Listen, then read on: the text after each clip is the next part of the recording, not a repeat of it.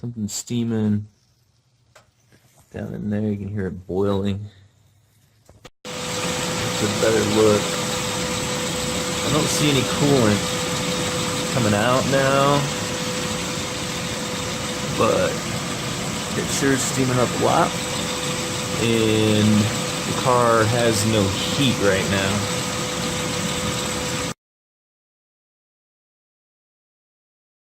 Just stop the car. You can see it's all bubbling up.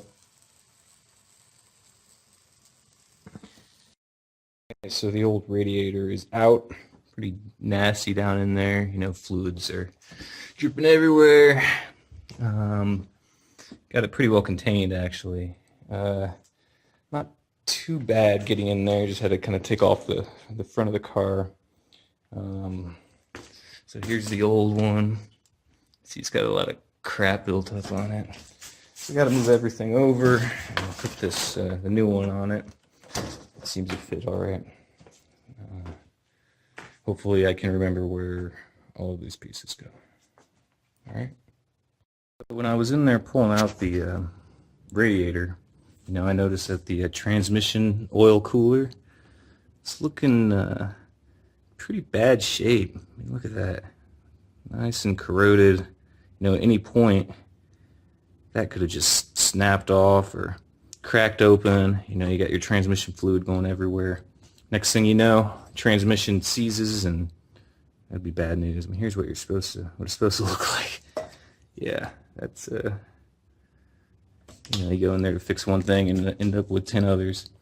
Do the radiator hoses, you know, while I'm here. You can see why. That's those are also in pretty poor shape. So we got those ready to go.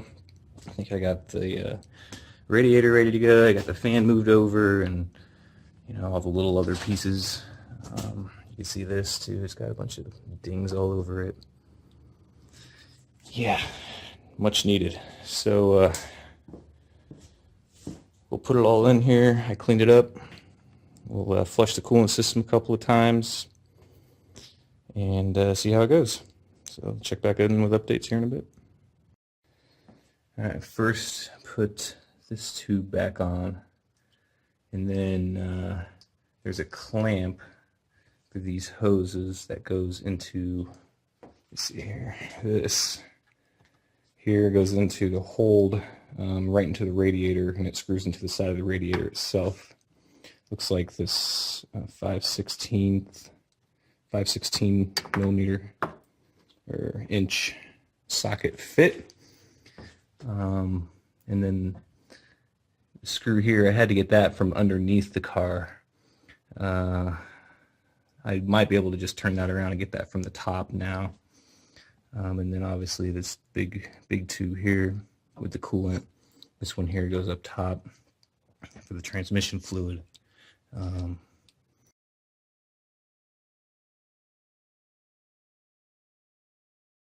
then we got the fan. And then there was just one down on this side out here. This guy, the main one, that's going into the top of the engine. And that was pretty much it. You could kind of pick up the radiator to work in over here. I had to do that a little bit. And then underneath, I had, so there are these pieces, and they're just plastic, and they sit in front of the screws, like, how is it, like this or like this? Oops, sorry, like this or like this, and they're inside there, and they're just protection from weather for screws for the front of the radiator. There were a couple of bolts you have to go in this way to tighten them up. And they go straight in through, and the one on the right had this clamp. Here they are. So it had this clamp, and I'm not sure what, so it was inside there, and I'm not sure quite what it was clamped to. I don't think it was clamped to anything, but it probably should be. Maybe I accidentally pulled it off of whatever the support was, which is likely the case. So I want to make sure to get that back on there. and then this was the screw for the other side. So this is kind of reverse order. So yeah, first do this one with the tubes, and then this slid up and off once you had these guys removed from the front of the car, and I just stuck a a long socket extension into there so I could get those bolts off. And so these things then need to go back in front and clip on. This one only had one, or I broke the plastic or it was already broken, I'm not sure. And then there were two on the other side. Yeah, here it is, over here. Right, and that just sat right in here in front. What else? These are long for the headlights. I think the rest of this is just holding the front of the car on, so maybe it's not too much. Don't forget the cable for, what's that called? The cruise control. I've been fighting with that all the time.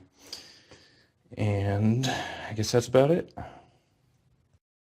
Back in. So far, so good. Got no leaks. Nothing there. We got no leaks down in here. It's definitely hot, and car's been running for maybe 10 or 15 minutes. We got heat coming out here, and we're not overheating. So first round is looking pretty good.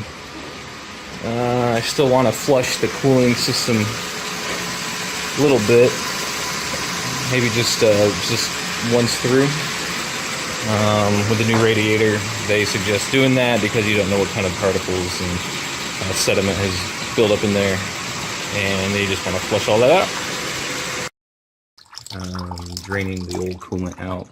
It's pretty easy to do. If you go down, there's just a little knob you turn. Here, I'll show you on the old one real fast. So this is the bottom here. You just turn it, and then that opens the way up, and then all the coolant will come out down there. Of course, the system is pressurized, so you got to open the cap, and then the coolant comes out a lot faster. And I looked in the manual, and it takes about 2.5 gallons, so we'll see how that does. I filled it with distilled water first, and I let it run and flush it out, and then I'll end up doing a 50-50 mix. That's it. For refilling the system, just keep topping that off, and you squeeze your upper radiator hose. You hear right now it's all air because I emptied the system out, but because the system is pressurized, what it's doing is it's actually forcing the coolant down through the system. So if we squeeze enough, we should end up getting some coolant coming through here eventually. So you can hear it coming through now. So we'll keep doing this a little bit and keep topping it off, and then eventually we can start it up and we can use the bleeder valve to let it automatically bleed itself. But we got to get coolant in there first. Now that it's mostly filled up, I got this hose attached, and you can see it's forcing the air out on its own through that automatic bleeder valve up there. Got this towel here just because when I loosen it up, it leaks a little bit. It's probably too loose, but it's not that bad. And then you just slowly keep adding fluid in here as it needs it, and you can help it even more, I found, if you continue to squeeze the upper radiator hose. You see every time I squeeze it, it forces a little bit of air out of there. So we'll do this a little bit, and then turn the car off and let it cool, because that will then suck all the coolant back into the engine, and after a little bit we'll turn it back on and repeat the process. We'll see bubbles, bubble, bubble, bubble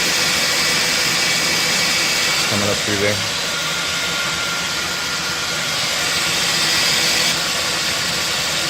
And then they say, once the bubbles stop and you just have a steady flow, then you should be good. All back in place. I just took it for a test drive. Everything seemed good. No overheating. Looks like the coolant level is holding. No leaks down in there that I could see. So we'll try it out for the next few days, and hopefully everything's back to normal.